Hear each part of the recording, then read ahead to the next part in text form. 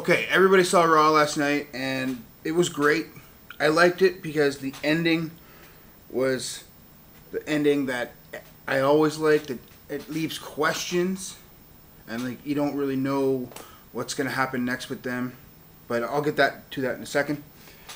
Started off basically with the whole table in the ring, and everyone thought the signing was gonna happen right then and there. Wrong. Rated R superstar Edge comes to the ring. Cena's already there, and basically says, "Listen, you need to wake up, and you need to be the Cena that I fought in '06, my greatest rival," which is, I think, I hope I'm true with this, but like I hope they do make a greatest rivalry DVD with Edge and Cena. Because they made one with Brett and Shawn, that's doing great, and they need one with Edge and Cena, because that's a hell of a feud that those guys put on for years.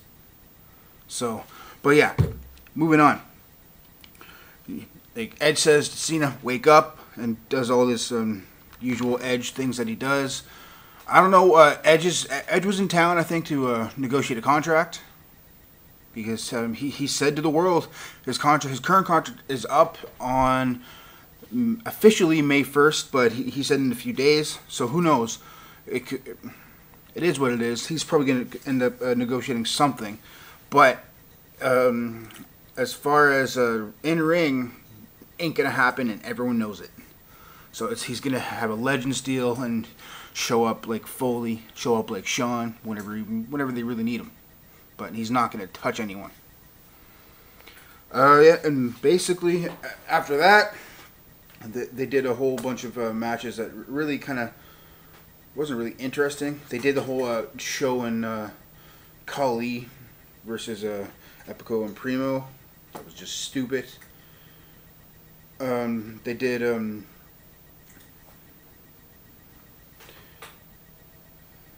Ziggler and all that, but yeah, basically the main of the 3 hours was the contract signing for Extreme Rules, Lesnar and Cena. Lesnar did end up coming out. I thought they were doing that whole Edge thing because this was not one of Brock's nights to show up, being he's only going to show up 40 nights. So I thought that's what they were going to pull, but they didn't, and Brock showed up, beat up Josh Matthews, so thank you, Brock, and basically said to Laurinaitis, "You need to be the guy who signs off on my contract demands," and he didn't really go into them in full detail. But he basically said, and for one of them, change the show the name. Change the name to Monday Night Raw starring Brock Lesnar. I think it's a good name change.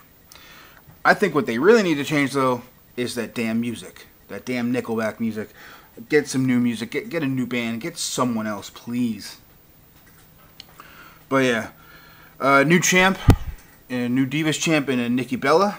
Now, why they did this, I am not sure, because both Bellas are out of the company as of the 30th, so they say. Who knows? A lot of things have been leaking lately. The Edge thing being one of them, being his contract being leaked, and I don't really want the Bellas to leave because they're hot. Let's just say it right now. They're hot. But in talent, the talent in the ring they have is near zero.